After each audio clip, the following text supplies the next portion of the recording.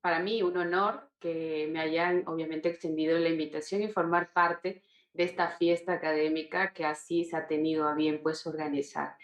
Bueno, creo que sin más preámbulos, creo, Kelly, es un tema de verdad de pronto muy extenso. Vamos a tratar de hacerlo dentro del horario o de la hora que tú me has tenido a bien informar. Así es que creo que vamos a ir un poco esto y al final, como tú dijiste, podemos absolver algunas preguntas. Bueno, vamos a continuar.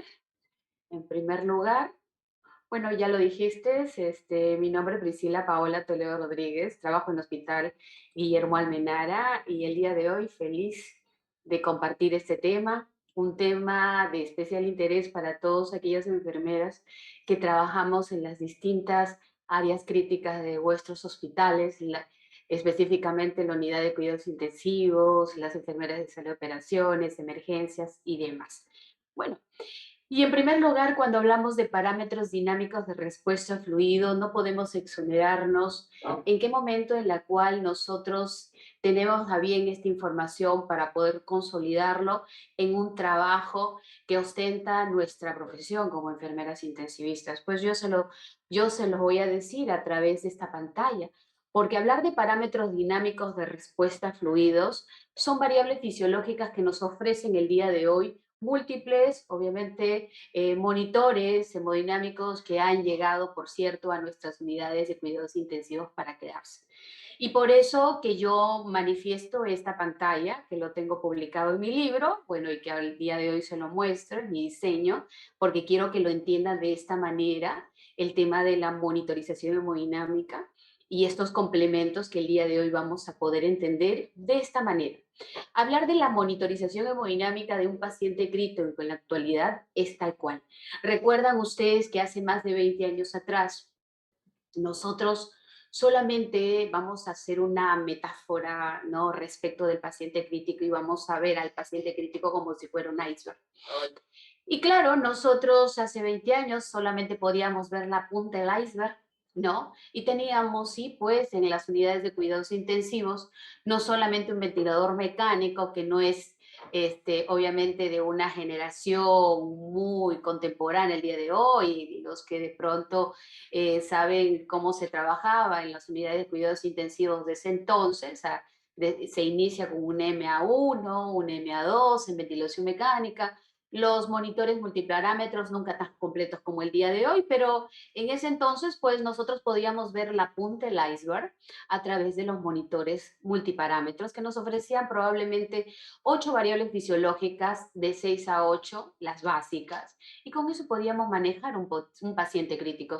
Y obviamente nos ofrecía, como les decía, estos 6 valores, ¿no? Y asimismo nosotros nos ayudamos como corresponde con la analítica, y no solamente eso, sino la introducción del catéter venoso central, la línea arterial y todo lo que confiere el uso de estos dispositivos invasivos. Finalmente con eso podíamos manejar de alguna u otra manera, obviamente, a nuestro paciente crítico.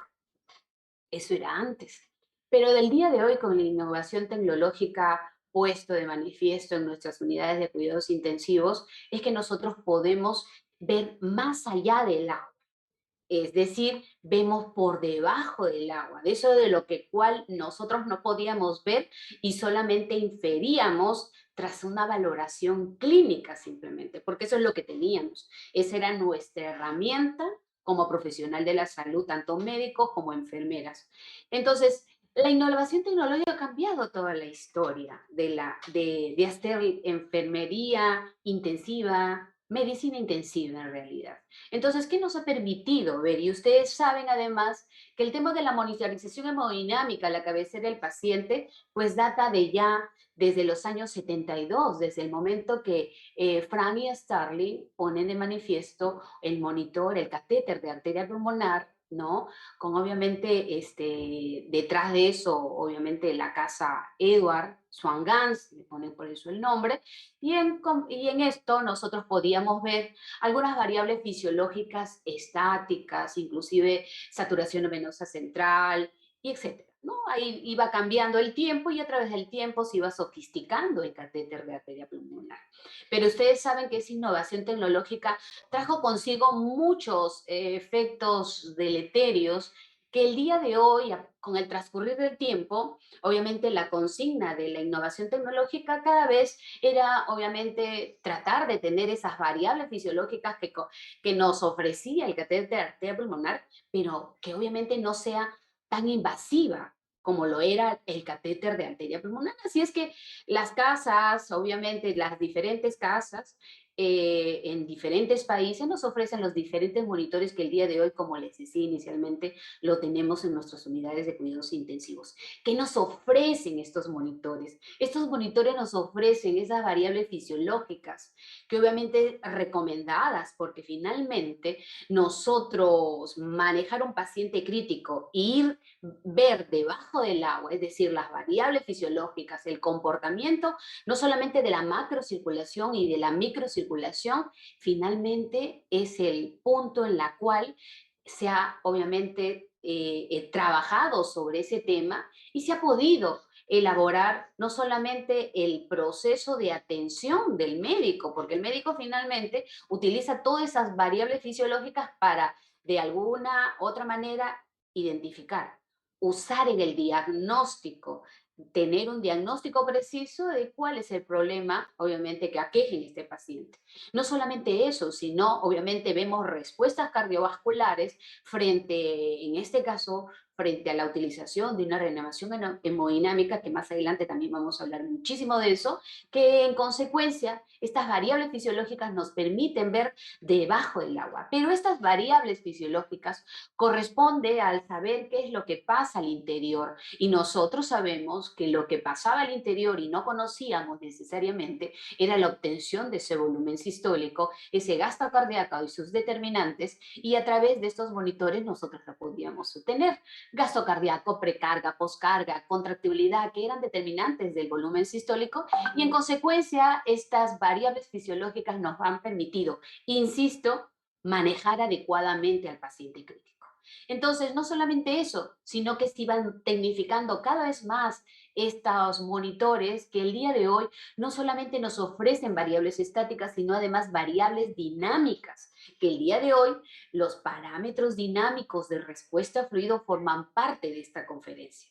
Entonces, estas variables dinámicas de respuesta a fluidas, que lo he puesto aquí en rojo, variabilidad de volumen sistólico, la variación de presión de pulso y la elevación de miembros inferiores, son tres de las variables que obviamente el día de hoy se utilizan para que de alguna u otra manera no cometamos el error o iatrogenia, entre comillas, administrándole fluidos de manera agresiva y probablemente constituirnos en un escenario donde esa reanimación agresiva de fluidos lo único que está aumentando es incrementando la tasa de morbimortalidad en el paciente crítico. ¿Qué tenemos que hacer como profesionales de la salud? Pensar que la solución salina es un fármaco altamente deleterio que solamente se le tiene que administrar al paciente con obtener la capacidad, si este paciente va a responder a fluidos, obviamente, y si lo va a poner, la cantidad suficiente en el tiempo debido y de la manera más concreta. Es decir, siempre y cuando nosotros queramos retar de fluidos ese paciente, que probablemente tenga no solamente una hipovolemia absoluta, sino una hipovolemia relativa, o probablemente signos de sepsis, o probablemente un shock inminente, que es donde nosotros manejamos estos tipos de fluidos de alguna u otra manera, y ustedes saben que a partir de eso pueden o no cometer estos efectos deleterios y podemos disminuir la posibilidad de recuperación en nuestros pacientes críticos. Por eso la importancia de ese tema. Obviamente, más en rojo son los parámetros volumétricos que el día de hoy, obviamente en el contexto de la pandemia, han sido parte clave para la monitorización de un paciente con distrés respiratorio, con un paciente obviamente sometido a ventilación mecánica, distrés respiratorio, un paciente COVID. Eso es una de las consideraciones, obviamente, que nosotros o que la recomendación internacional obviamente ha sugerido. Y no solamente eso, no solamente vemos y manipulamos la macrocirculación, sino que además tenemos, además de esta monitorización hemodinámica, variables fisiológicas que nos acercan al terreno de la microcirculación. Siempre lo digo, ya quisiéramos tener un monitor, el NIRS, por ejemplo, que eso todavía está en laboratorio y finalmente todavía no se encuentra en nuestro país y entiendo que todavía en Latinoamérica tampoco. Entonces, el hecho de manipular la microcirculación es otro objetivo que también tiene que obtener no solamente el profesional médico, sino el profesional de la enfermera. Recuerden, si nosotros manejamos bien, no solamente trasladamos estos valores cuantitativos, sino que la interpretamos y simplemente hacemos de este un abanico de posibilidades de nuestra monitorización y valoración clínica, no hemodinámica, analítica, de tal manera que estamos ostentando al menos incrementamos más variables, más signos de alarma para poder de esta manera informar rápidamente al médico y el médico de, obviamente, dé por concluida una discriminación que simplemente va a estar sujeta a un tratamiento rapidísimo. Probablemente el conflicto de interés de ser enfermera intensivista como el auditorio que me escucha, pero insisto, el monitoreo hemodinámica es de exclusividad de la enfermera intensivista, porque creo que cumple con los requisitos que comprende hacer medicina intensiva el día de hoy. Y es que nosotros estamos a la cabecera del paciente las 24 horas del día, no nos movemos nuestros pacientes y en consecuencia usted sabe que obviamente un paciente crítico en cualquier momento del día, de la tarde, de la noche, en la madrugada, obviamente nos muestra algunos signos de alarma y que nosotros tengamos un monitor hemodinámico, tengamos un monitor multiparámetro y obviamente la valoración clínica y yo creo que con eso conferimos todo insisto, un abanico de signos de alarma que lo que finalmente va a significar es que el médico trabaje de inmediato y no en el momento que se encuentre en la unidad de cuidados intensivos y establezca un plan de trabajo para un paciente con inestabilidad hemodinámica. Y no solamente, insisto, en la macrocirculación, sino también de la microcirculación, porque el día de hoy los conocimientos fisiopatológicos y todos los conocimientos que nosotros hoy, el día de hoy podemos inclusive bajar a través de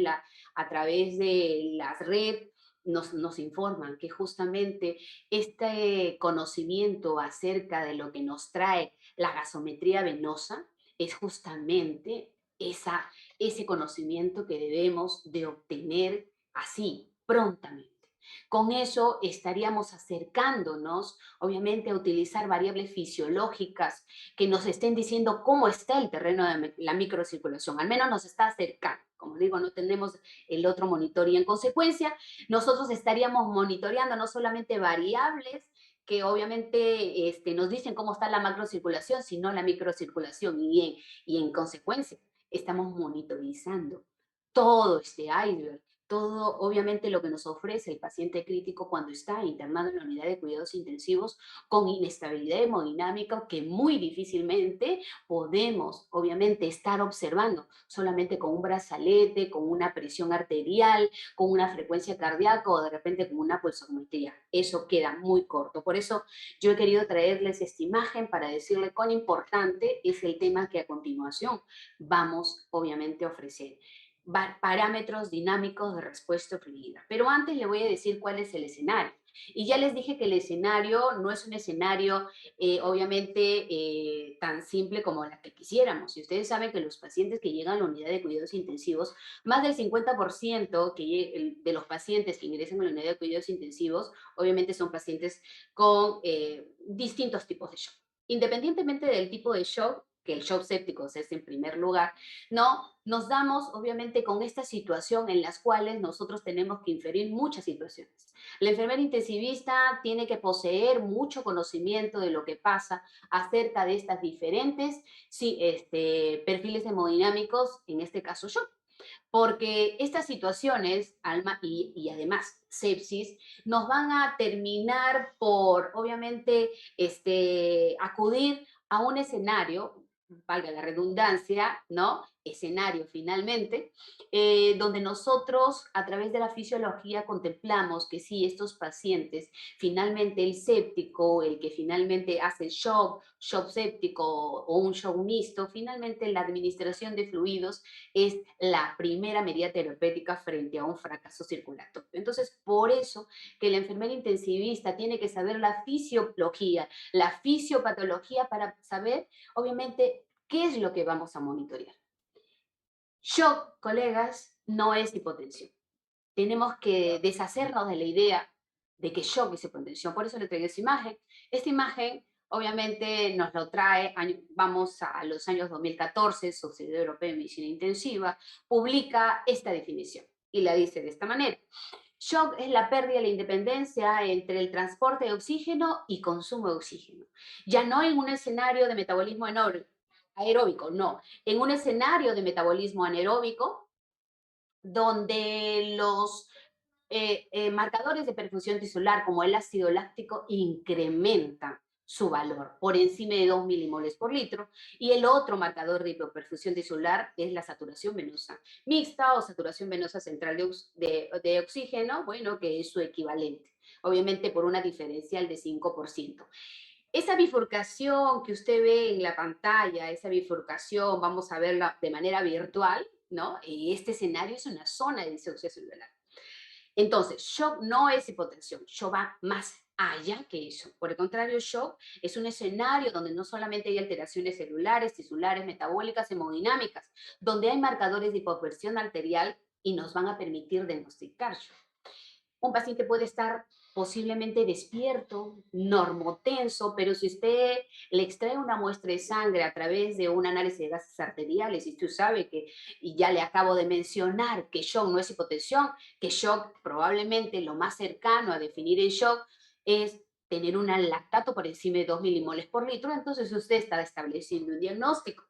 El lactato superior a 2 milimoles por litro implica shock. No solamente eso, sino que usted lo corrobora con una gasometría arterial y una gasometría venosa, y esa gasometría venosa tiene saturaciones venosas centrales de oxígeno por debajo de 65 y usted dice, tiene shock.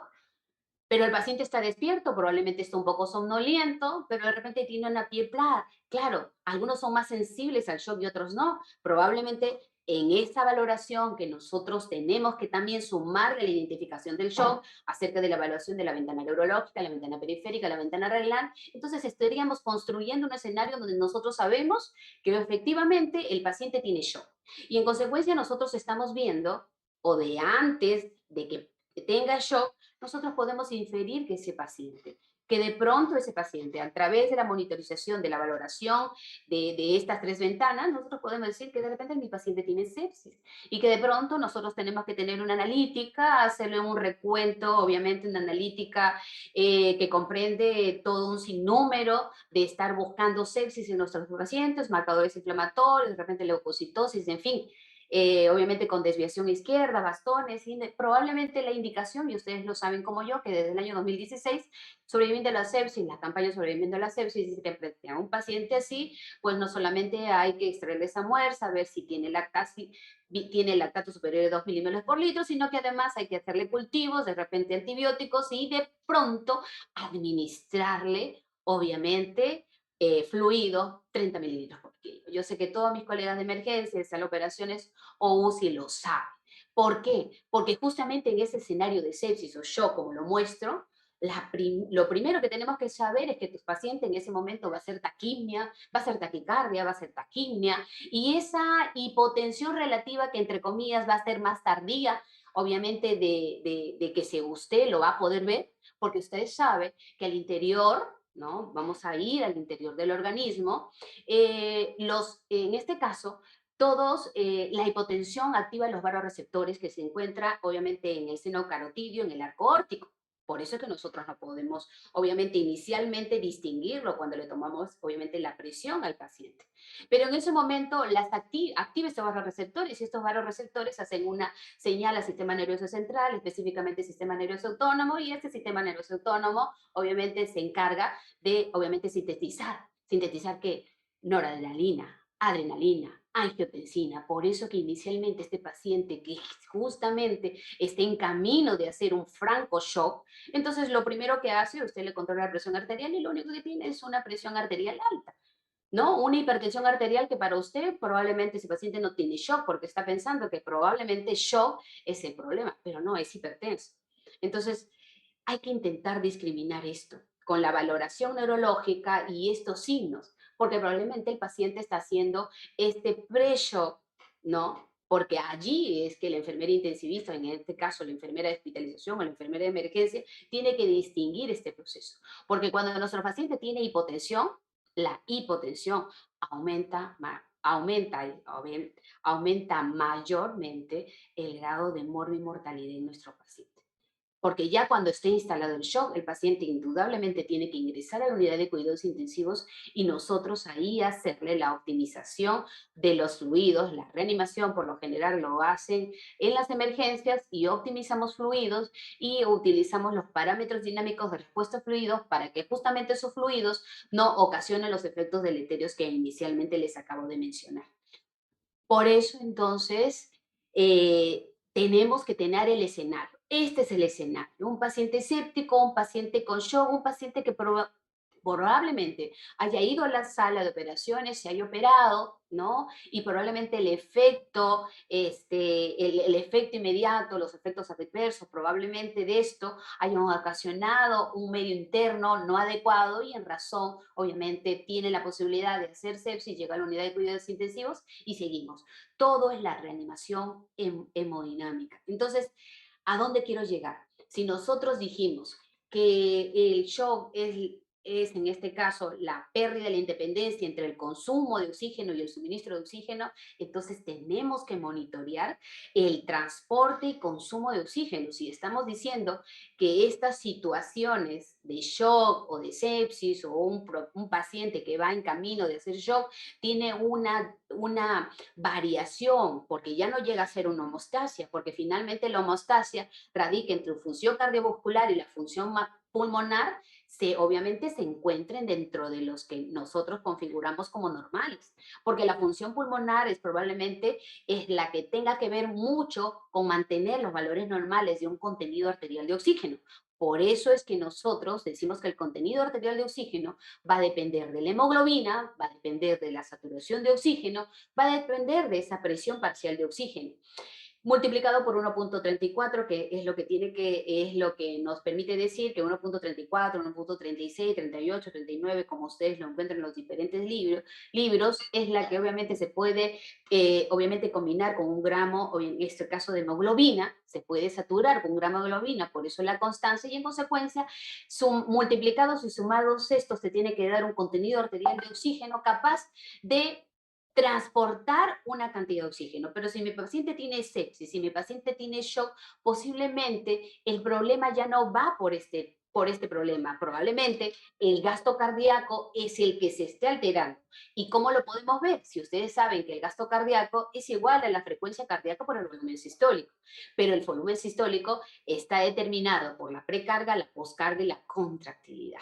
Y ustedes saben que estos determinantes del volumen sistólico son justamente aquellos perfiles hemodinámicos que nosotros ya conocemos y que en muchas ocasiones se encuentra alterado. Si nosotros hablamos de ese gasto cardíaco y ya sabemos que es el gasto cardíaco y sus determinantes, sabemos que también si mi paciente tiene problemas de precarga, mi paciente tiene problemas de contractilidad, poscarga, entonces sabemos cuál va a ser la medida a intervenir. Si mi paciente tiene un problema de carga, que vendría a ser prácticamente los problemas de shock hipovolémico, no solamente shock hipovolémico, ¿no? Entonces nosotros estamos frente a la intervención de administrar cristaloides o no derivados, dependiendo si este shock hipovolémico obviamente sea solamente por una pérdida, ¿no? En este caso de fluidos, que no necesariamente tiene que ser sangre.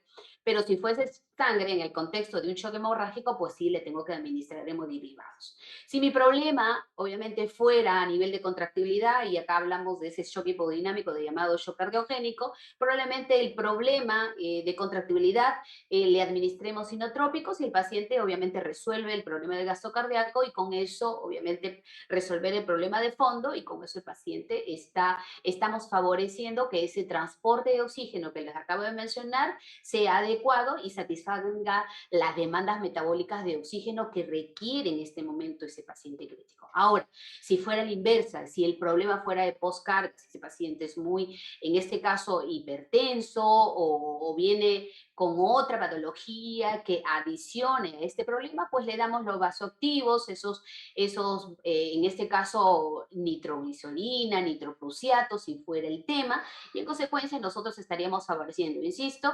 ese transporte de oxígeno que nosotros, y si su problema fuera a nivel de frecuencia cardíaca, ese paciente que está haciendo taquicardias ventriculares, bigeminismo, y entonces, obviamente, probablemente una terapia eléctrica sea la posibilidad de recuperación frente al problema. Entonces, todas estas situaciones, nosotras lo sostenemos en las diferentes unidades críticas. Y sabemos además que justamente el shock circulatorio, el fracaso circulatorio, obviamente sus determinantes es de esta manera. Nosotros los manejamos inicialmente con líquidos, obviamente si los fluidos si tienen un tope, obviamente de administración, ya le vamos a hablar en qué momento es el tope, le administramos vasopresores, vasodilatadores si fuera, y si no, obviamente tenemos que administrar inclusive inotrópicos, antiarrítmicos, inclusive asistencia mecánica eléctrica. Entonces, todas estas situaciones de administración de fluidos, inclusive asistencia mecánica eléctrica, vasoactivos, vasopresores, inotrópicos, obviamente son las posibilidades de manejo inicial de shock que nosotros tenemos que hacer. Vamos entonces a ir un poquitito incorporándonos porque es necesario saber, obviamente, el tema de los parámetros dinámicos de respuesta fluida. Y yo quiero que lean conmigo esto.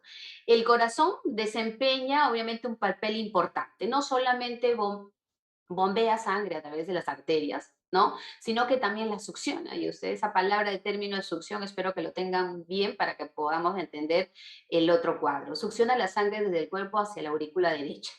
Esto se llama retorno venoso. He querido hablar un poquito de retorno venoso, me parece muy importante para poder entender estos parámetros dinámicos de respuesta fluida y en realidad todo lo que implica monitorización hemodinámica. Cuando hablamos de gasto cardíaco, ustedes saben que el gasto cardíaco es el volumen, obviamente, de sangre expulsado durante la descarga ventricular y obviamente es alrededor de casi 5 a 6 litros, ¿no? Y si nosotros lo vemos de manera matemática, la presión arterial es igual a gasto cardíaco por la resistencia vascular sistémica. Obviamente esta fórmula es un cálculo de un algoritmo que los diferentes monitores hemodinámicos utilizan. Y el gasto cardíaco que nosotros conocemos igual a frecuencia cardíaca por el volumen sistólico. Esto lo tenemos que tener bien presente. Entonces, cuando hablaba yo de retorno venoso, ¿de qué depende, obviamente, este funcionamiento del gasto cardíaco? El gasto cardíaco depende de dos funciones principales. Una función del retorno venoso, una función periférica y una función cardíaca o función central. Vamos a hablar un poco acerca de la función, obviamente, de este gasto cardíaco que les acabo de mencionar. Como les decía, está limitado por estas dos funciones. ¿Por qué? Porque el retorno venoso, y aquí quiero que lo entiendan bien, por eso es que por aquí vamos a encontrar un poco de las respuestas, por qué la campaña Sobreviviendo a la Sepsis recomienda, por ejemplo, ese volumen de 30 mililitros por kilo. Claro que sí. El retorno venoso, recuerden que el volumen circulante, el volumen contenido de sangre en toda nuestra economía es constante, no varía. Ustedes lo conocen, un gasto cardíaco entre 4.000 a 6.000 mililitros, 5, 6.000, y eso es. Pero lo que tenemos que también reconocer es que en las diferentes situaciones que aquejan a nuestros pacientes que llegan a la unidad o por sepsis o por shock, como lo manifestaba, me voy a centrar en estos dos escenarios, tenemos que saber que los volúmenes estresados, hay un volumen de estrés y un volumen no estresado, espero que lo recuerden conmigo. Este volumen estresado o el volumen no estresado es el 70%, acá como lo digo, es el 70% del gasto cardíaco. Es el que no se moviliza, ¿no? Es el que el gasto cardíaco, entiéndanlo así, es el gasto, es el volumen total sanguíneo que no se estresa. Cuando un paciente está en shock, cuando un paciente está en sepsis, lo que se moviliza es ese 30% del gasto cardíaco. ¿Y dónde está ese 30% del gasto cardíaco y que tenga que ver con el tema del retorno venoso?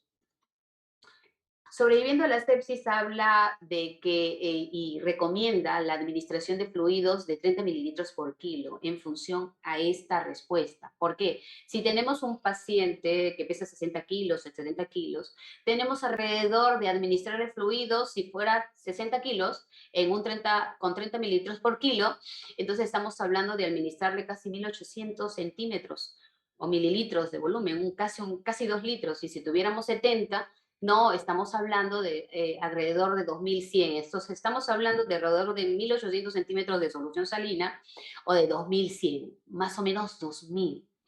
Esos 30%, obviamente que comprende el volumen estresado, se encuentra obviamente en los lechos venosos, en los lechos arteriales. Para que nosotros tengamos un adecuado retorno venoso, necesitamos satisfacer esa presión, ¿no? Es una presión que se encuentra en los lechos vasculares, que es la que se moviliza y en consecuencia usted entonces necesita administrarle volumen de alrededor de 1800 para generar una presión parietal de esos vasos sanguíneos para la posibilidad de generar presión. Y usted sabe que por diferencia de presiones, es por eso, aumentamos esa diferencia de presiones y lo que va a pasar es que tenemos mayor presión a nivel arterial, como acá tengo el dibujo, y en consecuencia a nivel de la aurícula va a haber una menor presión y en consecuencia ese volumen intravascular que hemos administrado a los fluidos redunde sobre mejorar el retorno venoso. Por eso que nosotros tenemos que saber cuánto hay que administrarle y por eso la recomendación. Bueno, la discriminación, qué tipo de pacientes le administro 30 mililitros por kilo, 10 mililitros por kilo de peso y es una discriminación que lo tiene que hacer obviamente en este caso el profesional médico. Pero de allí viene. Entonces nosotros por eso tenemos que tratar como profesionales enfermeros, tenemos que saber por qué le administramos ese 30 mililitros por kilo, porque justamente es el volumen estresado que se moviliza durante la sepsis, durante el shock, y yo lo tengo que reponer de tal manera que encuentre esa presión, repito, esa presión parietal en este vaso de tal manera que favorezca y con eso mejore ese volumen intravascular y ese volumen intravascular, mejore además el retorno venoso y con eso te garantice un mejor volumen sistólico, el gasto cardíaco ya no está disminuido y con eso evite la hipoperfusión tisular, que en este contenido por sepsis o por shock tienen nuestros pacientes críticos. Entonces, eso es lo que, ahora, esa presión que usted administra, esa presión de llenado sistémico, es un término en la cual nosotros como enfermeros obviamente tenemos que ponernos en práctica. Esa presión de llenado sistémico que se mueve o no se mueve en sepsis tras la administración de fluidos,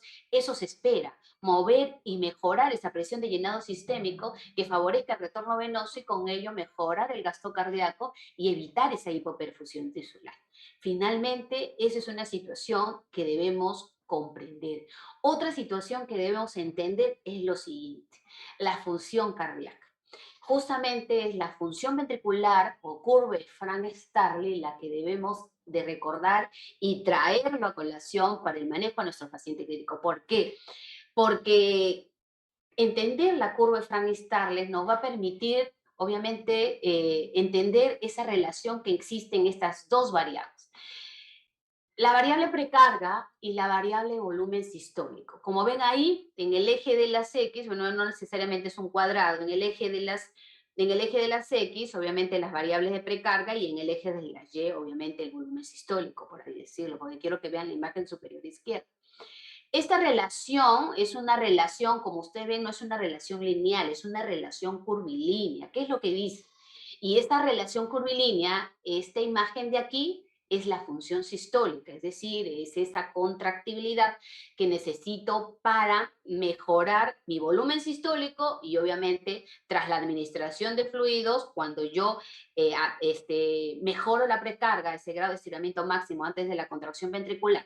Por ejemplo, si usted administra una cierta cantidad de fluidos, quiere decir que va a aumentar ese volumen intravascular y va a estirar más, obviamente en este caso, este tejido miocárdico, entonces usted encontrará un aumento de ese volumen sistólico, ¿no es cierto? Y le va a dar esta curva, o sea, le administra un poquito más de fluidos, una carga más de fluidos y en consecuencia va a mejorar ese volumen sistólico. Entonces, pero se dan cuenta que no es una relación lineal. A mayor aumento de fluidos, no va a tener una relación significativa ese volumen sistólico. Entonces, lo que va a pasar con la administración de fluidos que usted le ofrece posteriormente, lo que vamos a ocasionar es que esos fluidos se queden en los lechos vasculares, aumentando las resistencias vasculares pulmonares y ocasionando lo que nosotros conocemos como edema agudo de pulmón. Entonces, y no solamente recuerden que la administración de fluidos es un edema que simplemente es un edema de pulmón, sino es un edema generalizado, sistema nervioso, sistema gastrointestinal y todos los órganos que obviamente lo sirven. Entonces, es esa función cardíaca que obviamente necesitamos corroborar.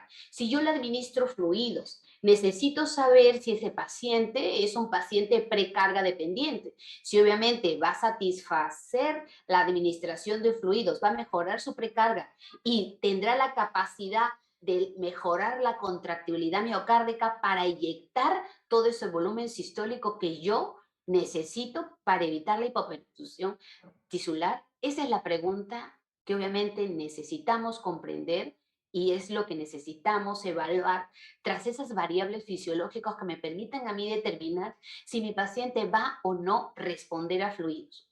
Esos parámetros dinámicos de respuesta a fluidos son la gran pregunta y es lo que vamos a hablar el día de hoy. Y es una recomendación que desde el año 2016 y mucho antes, obviamente con más tecnología desde ese año, nos invitan. Acá les enseño, obviamente, la publicación de Sobreviviente de la sepsis, el tercer consenso de sepsis. Dice en el punto 5, sugerimos la utilización de variables dinámicas en lugar de las estáticas para predecir la respuesta a la administración de líquidos cuando estén disponibles, obviamente.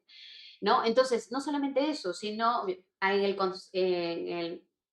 obviamente a nivel coyuntural, en el contexto de la pandemia, también Sobreviviente de la Sepsis hace, ¿no? Hace una recomendación y también recomienda inicialmente, ¿no? Que nos deberíamos utilizar los parámetros dinámicos de respuesta fluida, punto 8, y no solamente las otras variabilidades. Bueno, esa parte hemodinámica que posiblemente nosotros podamos hacer en otra conferencia.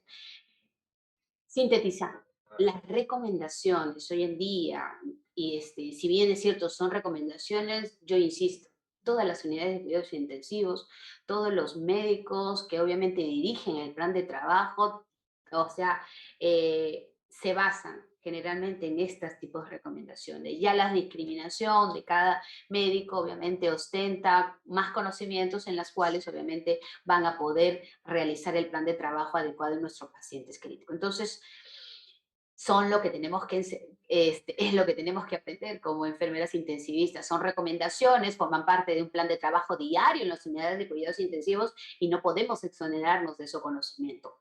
No solamente el año 2016, 2018 sale un paquete de medidas, lo que obviamente resulta en la primera hora, como lo dije también inicialmente. Y en eso, fíjense el punto número 4, después de evaluar la parte bioquímica del paciente y asegurar que sí, pues tiene un lactato superior a 2 milimoles por litro, le damos cultivos, le administramos antibióticos y comenzamos la reanimación inicial de para este tipo de pacientes. Y ahí está, obviamente, la recomendación de 30 mililitros por kilo.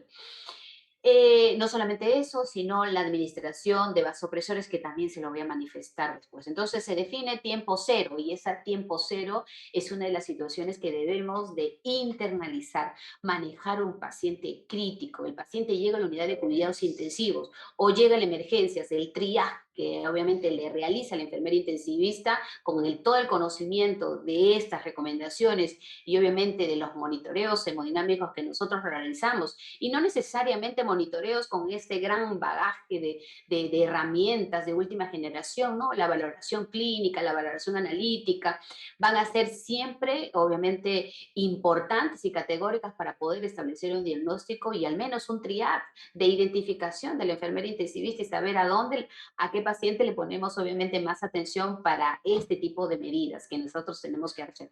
Si nosotros logramos intervenir no solamente en el tema de la sepsis, cuando habla del sobrevivimiento de la sepsis, el quiz-SOFA, a partir de poder identificar a los pacientes que tienen presión arterial sistólica menor de 90 o de repente taquimias y ya le estamos evaluando y obviamente haciéndole más, prestándole más atención, tengan la seguridad que no solamente no van a llegar a la unidad de cuidados intensivos, sino que estos pacientes cuando llegan a la unidad de cuidados intensivos, la reanimación, el uso de los vasopresores, van a disminuir el tema de la recuperación y van a aumentar más la tasa de mortalidad que tenemos en los pacientes críticos. Entonces, este sinnúmero de situaciones lo van ustedes a encontrar en las diferentes recomendaciones y lo van a tener que realizar a través del monitoreo de las grandes, en este caso de los diferentes monitores hemodinámicos que nosotros tenemos en las unidades de cuidados intensivos. Monitores como el que ven, estos dibujos que les he traído, son dos de los monitores que nosotros tenemos en la unidad de cuidados intensivos. Y ojo, la ecocardiografía ha llegado a las unidades de cuidados intensivos para quedar. Hoy en día no es de uso exclusivo de los médicos de cardiovascular, de cardiología, por el contrario, los médicos intensivistas a partir de eso hacen un mapeo hemodinámico en la cual obviamente ostenta obviamente la integración de no solamente variables estáticos, sino dinámicos y con ello nosotros permitirnos.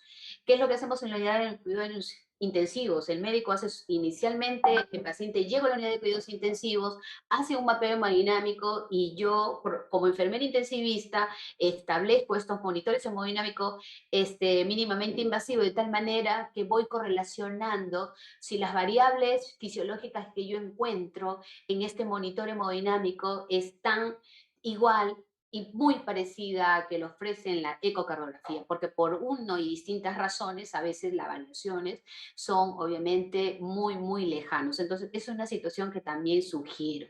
Estos monitoreos con ecocardiografía se hacen durante la mañana, tarde o noche. Igual nosotros vamos un poquito calibrando el database, calibrando la sonda esofágica de tal manera que nosotros tengamos las mismas variables fisiológicas y podemos monitorizar adecuadamente al paciente parámetros dinámicos de repuestos fluidos, variables fisiológicas estáticas, de tal manera que nosotros con eso ofrezcamos una buena valoración de estas señales o signos de alarma que podamos encontrar cuando lo monitoreamos durante la mañana, tarde, noche o madrugada. Entonces, de eso se trata. Está en los diferentes algoritmos del manejo inicial de los pacientes con shock o fracaso circulatorio. Desde una monitorización básica inicial ya tenemos acá la valoración de la precarga dependencia. Forma parte de los diferentes algoritmos, no solamente usar estas variables de precarga, dependencia, parámetros dinámicos de repuesto fluido, sino el uso de los monitores hemodinámicos mínimamente invasivos. Y no sé que si quiero que presten mucha atención acerca de las variables que no solamente está ofreciendo. Ya la presión arterial media quedó, obviamente, no en desuso, pero que ahora ya no está tan solitario como antes. El día de hoy nosotros tenemos objetivos de reanimación que no solamente se centran en una presión arterial médica, es llegar a un objetivo de 65 milímetros de mercurio, ya no es. Ahora nosotros tenemos, como los dice aquí, miren las variables objetivos, una presión arterial media y además parámetros, obviamente, variables de la microcirculación. Tenemos que monitorear saturación venosa central de oxígeno, tenemos que saturar gap de CO2, tenemos que monitorear seguimos monitoreando las presiones arteriales medias, con el único objetivo de tener varias variables que me van a mí conferir, obviamente, un escenario diferente, más grande, más amplio, de saber cómo está mi gasto cardíaco, cómo está este contenido arterial de oxígeno, si el consumo está reducido, si el consumo está aumentado, si el gasto cardíaco obviamente es insuficiente o suficiente. O sea, son todas esas variables que van aumentando obviamente en nuestro manejo hemodinámico que nosotros tenemos que aplicar. O sea, eso es la idea. Está en los diferentes algoritmos que se los acabo de mencionar. Cuando hablamos de shock o de fracaso circulatorio, recuerden, nosotros tenemos tres formas del diagnóstico: de la parte clínica, como les había dicho, a través de las tres ventanas neurológicas; la parte bioquímica, a través de ese lactato superior a 2 milimolas por litro; y la parte hemodinámica, como ustedes saben, si es un fracaso circulatorio, va a llegar un momento en el cual sí, efectivamente, va a haber hipotensión. Entonces, nosotros, ¿cómo lo manejamos? Tenemos que tener una línea arterial, un catéter venoso central, y obviamente ya se incorporó la ecocardiografía. La ecocardiografía y obviamente todos los diferentes monitores, siempre tenemos que tener la posibilidad de ese punto de comparación. Mi paciente, tras la administración de fluidos, ¿tendrá o no tendrá la posibilidad de hacer distrés respiratorio? Sí o no, es la gran pregunta. Entonces, si no, evidentemente, si es un paciente que viene con fracaso circulatorio, usted le hace un tratamiento inicial, le administra fluidos, ¿no? En ese momento realmente no necesariamente tiene un monitor hemodinámico mínimamente invasivo, pero si administra fluidos y mejora, probablemente ya no haya la necesidad de incorporarle o de nosotros colocarle un monitor hemodinámico mínimamente invasivo. Por eso hablo de sin necesidad de un manejo avanzado. Pero ojo, si no mejora, necesito obviamente un monitor mínimamente invasivo que por lo mínimo me dé un parámetro dinámico de respuesta a fluido, de tal manera que yo continúe mi reanimación, porque aquí no acaba, con una primera medida de reanimación no acaba. Entonces necesito que en las siguientes administraciones de fluidos tenga parámetros dinámicos de respuesta a fluidos y evalúe siempre a las respuestas. Hay una respuesta cardiovascular, mejoró ese gasto cardíaco, ese volumen sistólico, obviamente mejoró ese flujo urinario, mejoró, hubo signos de mejora de esa hipoperfusión tisular. Entonces, son esas situaciones en las cuales obviamente nos ayuda a monitorizar adecuadamente a nuestro paciente crítico. Ojo, si tuviera la posibilidad de hacer el ARS, si tuviera la posibilidad, probablemente estemos frente a otro escenario. Es un paciente con fracaso circulatorio, pero probablemente tenga insuficiencia severa, cardíaca derecha, hipertensión pulmonar. Pero si no tuviera, a partir de esto, si no tuviera ese riesgo, posiblemente ya no tendríamos que solamente tener unos monitores mínimamente invasivos con sistemas no calibrados, o al contrario. Cuando tengamos este escenario, allí necesariamente tenemos que tener un monitor hemodinámico mínimamente invasivo con termodilución transpulmonar. En el país tenemos dos. Uno, que son sistemas calibrados. Uno que es el famoso PAICO, ¿no? Y el otro es un monitor de Edwards también, sino con plataforma IBI1000 y hay de sensores con FlowTrack, y en este caso obviamente hay un sensor de Volume. Esas dos sensores llegaron al Perú y lo podemos utilizar porque en este caso, tanto Paico como Edwards tienen obviamente un monitoreo hemodinámico con termodilución transpulmonar para poder identificar todas las diferentes variables fisiológicas y además volumétricas, y permitirles además saber si mi paciente tiene riesgo de hacer obviamente más edema agudo de pulmón, porque la termodilución transpulmonar ofrece otras variables: el agua extravascular, el índice de permeabilidad vascular pulmonar, ¿no? El agua extravascular de 3 a 7, mayor a 7, mayor a 10 es edema, qué tipo de edema. Entonces, todos esos algoritmos es importante para poderle dar adecuadamente los fluidos, y nos vamos orientando a partir de esta lectura en este caso, de las variables volumétricas que nos ofrece la termodilución transpulmonar.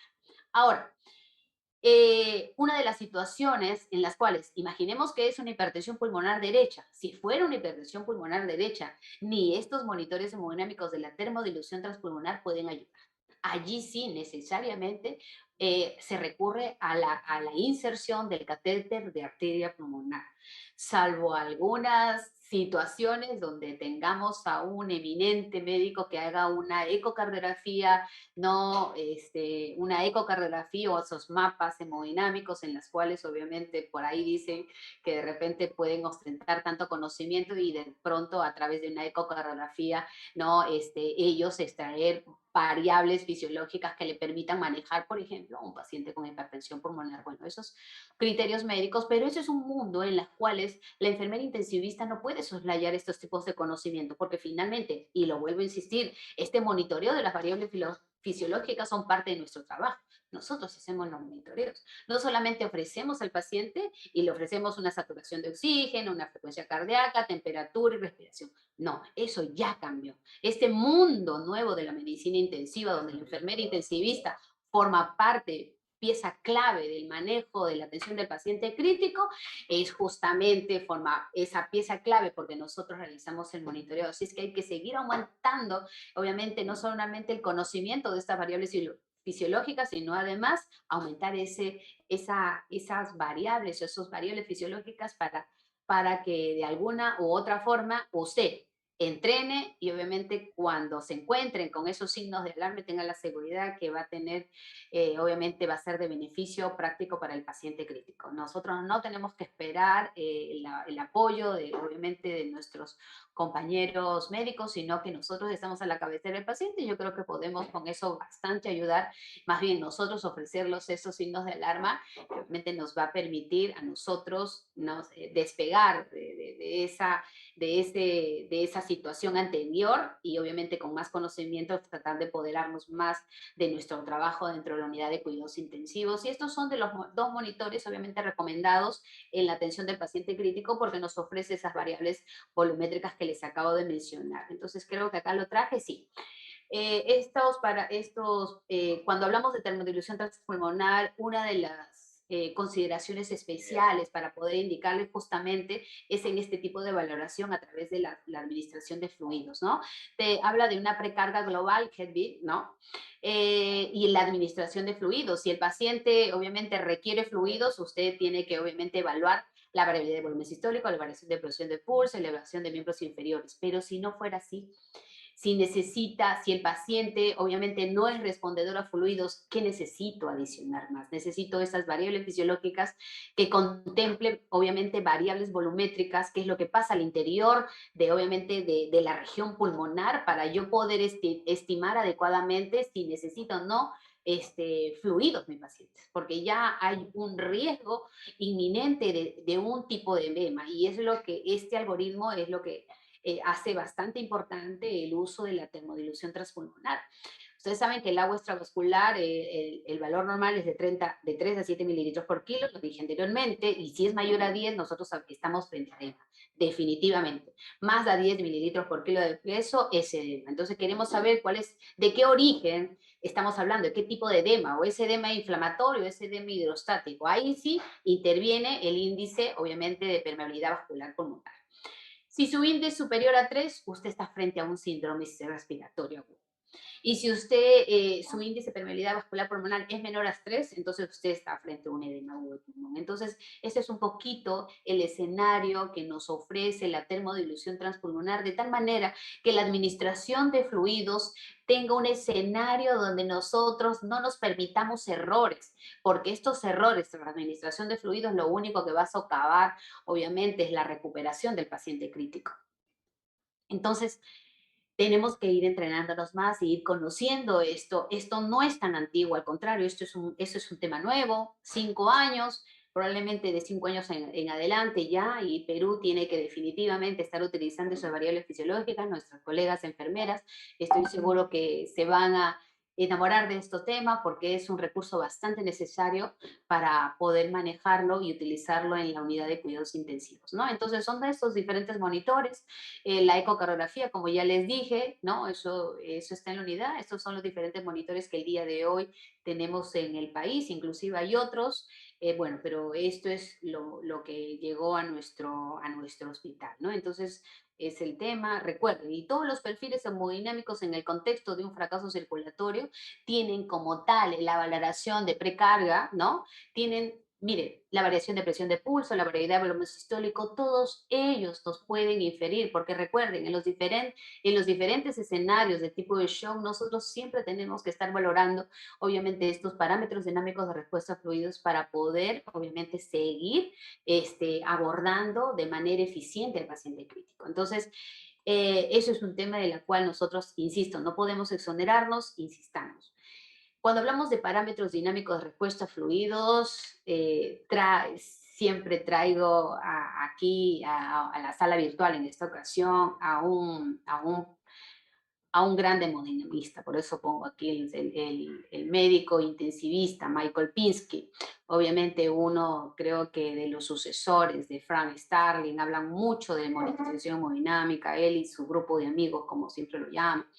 Jean-Louis Thibault, Jean-Louis Van Sant, entre otros grandes hemodinamistas. Junto ellos y su grupo, obviamente, de investigadores médicos, pues recomiendan este tipo de monitoreo para poder establecer, obviamente, el uso en este caso, de las variables dinámicas de respuesta a fluidos. Ellos hablan de un monitoreo hemodinámico funcional que lo define así, de esta manera. ¿Qué dice Michael Pinsky a través de su libro?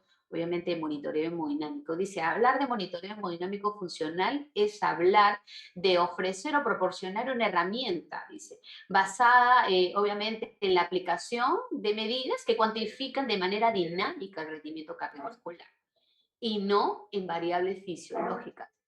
Entonces, esta aplicación de medidas obviamente nos va a permitir evaluar esa respuesta hemodinámica frente a una perturbación transitoria. La perturbación transitoria es la administración de fluidos, es la que administramos de manera transitoria hasta que el paciente obviamente nos dé mejor signos de hipoperfusión, ¿no? Que nosotros probablemente lo vemos en la valoración o a través obviamente de la cuantificación numérica de una presión arterial médica. Entonces, irreversible, ¿no? Porque es una perturbación transitoria irreversible del sistema cardiopulmonar para predecir la respuesta a fluidos. Entonces, yo de aquí les sugiero un poco que vayamos a leer un poco de lo que es interacción corazón-pulmón, porque de eso trata un poco esta situación, saber qué relación existe en estas dos funcionamientos importantes que traducen definitivamente hemodinámicamente al paciente crítico. Y es lo que les también mostré anteriormente. ¿Se acuerda? Esta curva de Frank Starling, les dije, obviamente, de esta relación significativa inicialmente entre las variables precarga y postcarga, y esta línea es obviamente la función sistólica. No, nosotros aumentamos mayor precarga, pero va a llegar un punto en la cual nosotros no vamos a tener una traducción significativa sobre el volumen sistólico. No vamos a aumentar el volumen sistólico. No es porque seguimos administrando fluidos, seguimos administrando fluidos y seguimos aumentando el volumen sistólico. Eso no pasa. Entonces, ¿qué es lo que dice? Obviamente, dentro del monitoreo hemodinámico funcional, que justamente la curva de Frank Starling ha podido delimitar dos grandes zonas. Aquellos pacientes que aquí en rojo son los pacientes que van a responder a fluidos y aquellos en que no van a responder a fluidos, que son la zona de precarga y dependencia, que le ha permitido a este grupo liderado por Michael Pinsky, han utilizado la curva de Frank Starling y esta curva de Frank Starling les ha podido delimitar dos zonas que hay que recordar. Entonces, todos los pacientes que van a responder a fluidos son aquellos pacientes que se van a encontrar en esta zona. Por eso que usted, cuando el paciente llegue a la unidad de cuidados intensivos, lo que usted tiene que pedir al médico que hace el mapeo hemodinámico, le tiene que decir en qué punto de la curva de Frank Starling se encuentra operando ese ventrículo, de tal manera de que usted al inicio sepa si le va a administrar fluidos, cómo va a ser la administración de fluidos en este paciente. Nosotros diluimos fármacos, nosotros diluimos sedantes, analgésicos, relajantes, ¿no?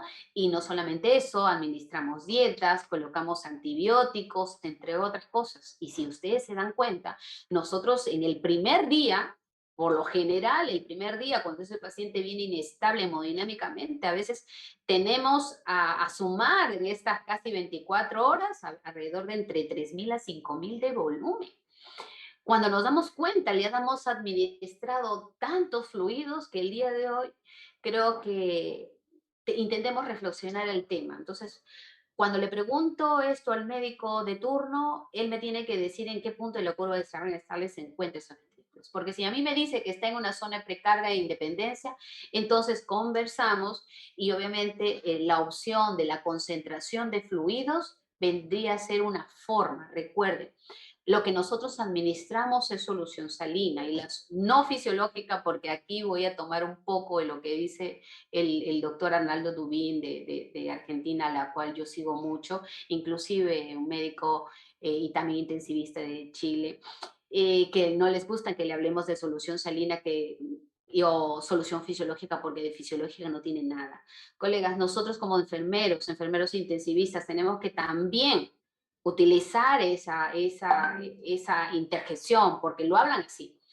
La solución salina tenemos que pensar que es un fármaco tan deleterio que puede ocasionar no solamente, obviamente, problemas en los lechos vasculares renales, no, que pueden inclusive traducirse en las famosas AQIs, así que nosotros tenemos que ser, nosotros somos las que administramos fluidos, las que podemos concentrar los fluidos de tal manera que la solución salina no cause más efectos deleterios que las que necesite más un paciente crítico. Entonces, a partir de ahí tenemos que interactuar en el plan de trabajo del profesional médico, porque finalmente nosotros sostenemos la prescripción de la cual nos permite concentrar fluidos y no administrar más de lo que necesitamos.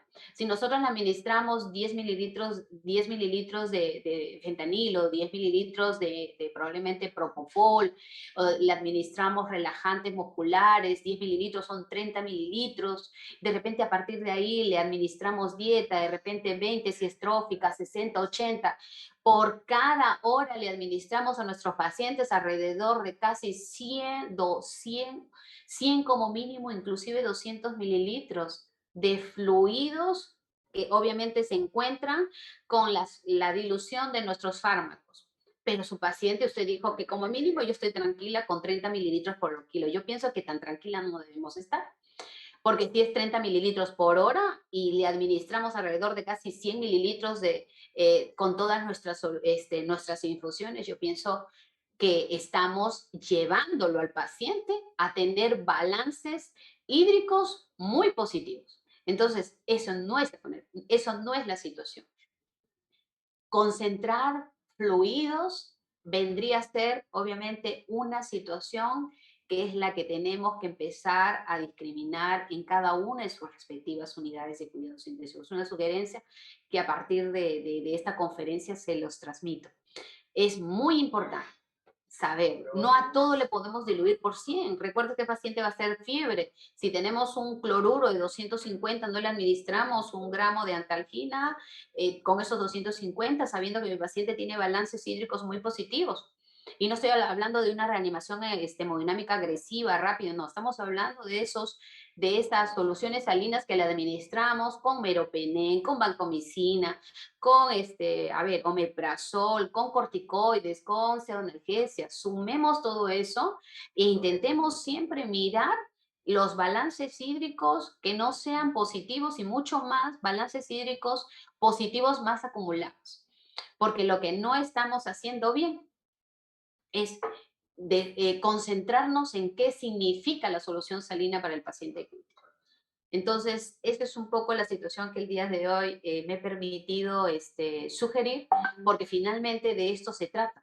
Nosotros estamos utilizando estos parámetros dinámicos de respuesta al fluido de tal manera que no tengamos más soluciones salinas que administrar, ¿no? Y de tal manera que aquí nos concentremos en administrar lo necesario, la cantidad suficiente dentro de la narración hemodinámica y también tratarlo de trasladarlo en nuestras funciones como enfermeros dentro de la unidad tras la administración de los diferentes fármacos. Yo quiero, ya estoy en la hora porque te estoy viendo, y quiero terminar con esto y rapidísimo, Kelly, no me dejo, si me dejas un ratitito, 5 minutos posiblemente, creo que por ahí puedo utilizar un poco el otro tiempo, es la elevación pasiva de miembros inferiores. Esto Esta elevación de miembros inferiores es uno de los parámetros dinámicos de respuesta a fluidos que lo utilizamos no solamente en la unidad de cuidados intensivos, lo pueden utilizar inclusive en las emergencias, porque esto se puede inclusive hacer en pacientes con ventilación mecánica y que no estén en ventilación, inclusive están en ventilación espontánea. Solamente necesita tener un monitor hemodinámico, cualquiera que tengan en las emergencias, inclusive en las unidades de cuidados intensivos, si el paciente no estuviera en ventilación mecánica, y compararlas. Porque usted sabe que esa autotransfusión que permite, obviamente, levantar los miembros inferiores en un tiempo de aproximadamente 60-90 segundos, implica, obviamente, administrar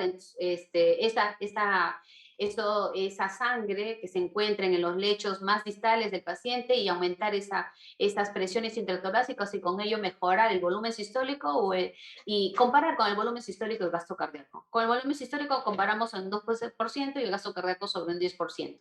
Si, por ejemplo, usted tiene en el monitor alrededor de un gasto cardíaco de 3 y le ha elevado los miembros inferiores y ese gasto cardíaco obviamente ha superado el 10% de la base inicial, entonces usted podrá decir que este paciente responde a fluidos. Lo mismo la comparación sobre el volumen sistólico. Entonces, lo que va a hacer es que tiene un volumen sistólico final menos volumen sistólico basal entre volumen sistólico por 100. Entonces, de eso se trata un poco la variación de volumen sistólico. Y acá también la elevación de miembros inferiores. La variación de volumen sistólico tiene que ver mucho con el efecto hemodinámico que causa la ventilación mecánica. Recuerden, la presión positiva que ofrece obviamente el ventilador mecánico traduce sobre el sistema cardiopulmonar específicamente. Entonces, el ventilación mecánico lo que hace es aumentar las presiones intratorácicas.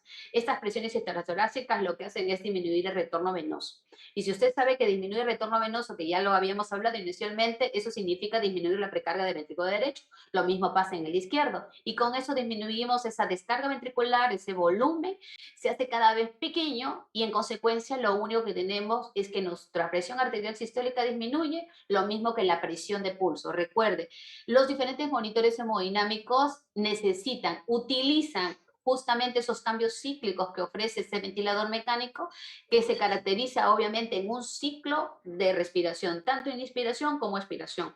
Si usted ahorita me está escuchando y toca su pulso, se va a dar cuenta que en ventilación espontánea también nosotros durante la inspiración incrementamos nuestro pulso, ¿no? Se incrementa el pulso sistólico. Lo mismo pasa en ventilación mecánica, pero a la inversa. En ventilación mecánica, esa variación de volumen sistólico es a la inversa, es decir, cuando el paciente ya no disminuye, perdón, sino se incrementa en ventilación. Durante la expiración se incrementa ese volumen sistólico. Entonces, esas variaciones de volumen sistólico durante la inspiración y expiración es la que contemplan los diferentes monitores hemodinámicos a través de la onda del contorno de pulso. Y si esa variación de volumen sistólico supera el 13%, usted puede determinar que ese paciente es respondedor a fluidos. Entonces, con cierta obviamente, observación tras la valoración clínica, usted le administra fluidos con la posibilidad de que el paciente responda a fluido. Ojo, también lo dicen los grandes hemodinamistas.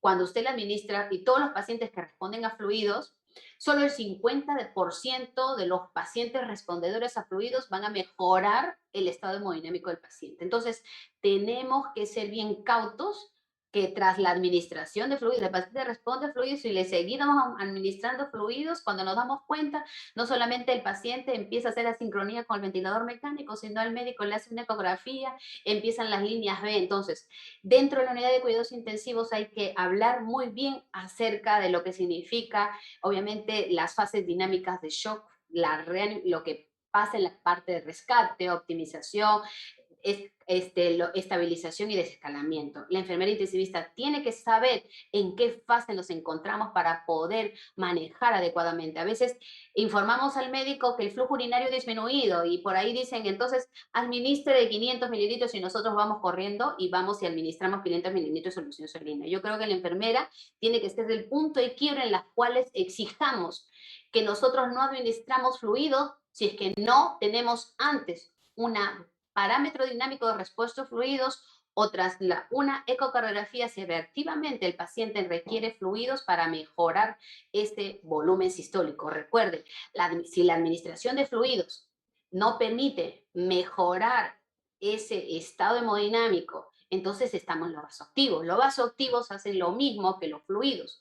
Los vasoactivos se encargan de mejorar ese gasto cardíaco, mejorar el retorno venoso, mejorar el volumen sistólico y evitar esa hipoperfusión tisular.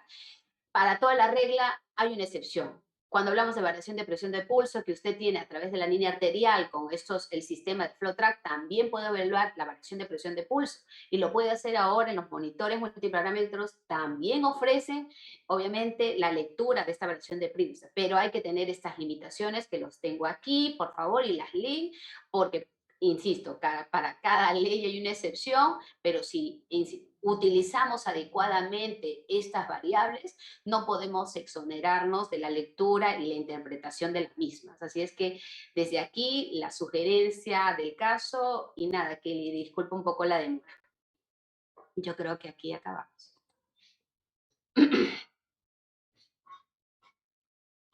Si por ahí tienen alguna pregunta, Sí, gracias. Kelly, Sí, les gracias, puedes... Sí, sí, le escucho. Sí, gracias, Magíster Priscila, por esta primera ponencia. Tenemos preguntas de sí, por María favor. Manrique Márquez. Buenos días. En el contexto de Hola, María. Latinoamérica, al carecer de los monitores más sofisticados, ¿cuáles son los parámetros mínimos que se recomendaría utilizar? ¿Lactato o y focus? Bueno, Focus es la ecocardiografía, que creo que la enfermera no vamos a poder sostener porque no forma parte del sílabus ni del pregrado, mucho menos del posgrado. Me gusta la pregunta porque creo que de repente no me prestó atención. Yo hablaba, cuando hablaba de un monitoreo hemodinámico ¿no? más integral, hablaba efectivamente del recurso de la innovación tecnológica, lo que nos ha ofrecido, obviamente, las distintas variables fisiológicas y ahí la interpretamos, ¿no?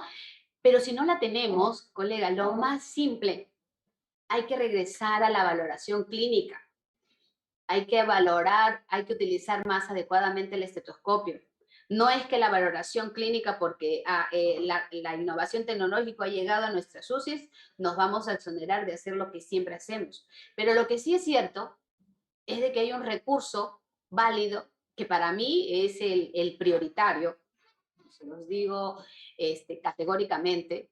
Hablemos de la gasometría arterial y la gasometría venosa para poder acercarnos en el terreno de la microcirculación. Hablemos no solamente del lactato para ver y diagnosticar shock, sino hablemos de esa saturación venosa central de oxígeno para ver cómo está mi paciente crítico. Hablemos de ese gap de CO2. Probablemente ya habrá momentos para hablar de microcirculación. El gap de CO2 es de los índices de dióxido de carbono que nos permiten saber si mi paciente, si tiene un gap de CO2 mayor a 6 milímetros de mercurio, entonces nosotros podemos decir que el gasto cardíaco no es insuficiente y a la inversa, si es menor a 6 milímetros de mercurio, es suficiente e insuficiente en ambos extremos. Si decimos, por ejemplo, el paciente tiene un gasto cardíaco de 6 milímetros de mercurio porque usted ha observado, por ejemplo, que el flujo urinario disminuido, que de pronto hay una frialdad distal que no la tenía, o hay una diferencia de temperatura, o el llenado capilar, o usted ve de pronto ya no tiene necesariamente una palidez, de repente hay una zona violácea central, y entonces usted le toma una gasometría arterial, una gasometría venosa, lumen distal, ¿no? En simultáneo, y usted ahí le saca esa diferencia de este CO2, tanto del venoso como el central. Si es mayor a 6 milímetros de mercurio, usted le tiene que informar rápidamente al médico para que él determine que específicamente tiene que manipular de pronto la macrocirculación, como fluidos, vasoactivos, inotrópicos y demás. Solamente con gasometría venosa y con gasometría arterial. Ojo, que también esto tiene que ser corroborado siempre con un mapeo hemodinámico si es que no tenemos, obviamente, otros tipos de monitores. Pero, insisto, la gasometría venosa y arterial son sin duda, obviamente, el reemplazo de estas variables fisiológicas con estos monitores hemodinámicos de última generación y todo. ¿Qué más nos da la gasometría arterial y venosa? Si hacemos cálculos matemáticos, podemos ofrecer el contenido arterial venoso de oxígeno. ¿Qué nos va a permitir ofrecer el contenido arterial venoso de oxígeno? Saber si mi paciente tiene un adecuado cantidad suficiente de oxígeno o es insuficiente. y cómo le tendría que ofrecer la cantidad adecuada de oxígeno. No solamente eso, sino que el día de hoy, más que el lactato, hay otro signo de anaerobiosis. El gap de CO2 que les acabo de manifestar entre el contenido arterial venoso de oxígeno superior a 1.4 es uno de los índices de anaerobiosis que obviamente resultan mucho más ideales para poder monitorear. El lactato, ya lo saben, la que preguntó, es difícil el aclaramiento. Hablan de 3 horas, 6 horas, 12 horas, pero cuando tenemos este otro marcador de anaerobiosis, como les acabo de mencionar, entre el gap de CO2, entre el contenido arterial venoso de oxígeno mayor a 1.4, yo puedo hacer un recorrido más rápido. Eso sí va a traducir, se va a traducir en, obviamente, si usted reanima, le administra fluidos, eso varía más rápidamente y en consecuencia, si usted puede estar monitorizando las respuestas frente a los tratamientos, obviamente, que está prescribiendo el médico. Ese es el monitoreo que nosotros estamos haciendo en el Hospital Almenara. Entonces, no sé si he respondido a su pregunta y si hay otro que... Sí, muchas gracias, Magíster. Tenemos la intervención de Jenny Pérez. Jenny, estamos activando tu micrófono. ¿Puedes hacer tu consulta, por favor? Hola, Yeli.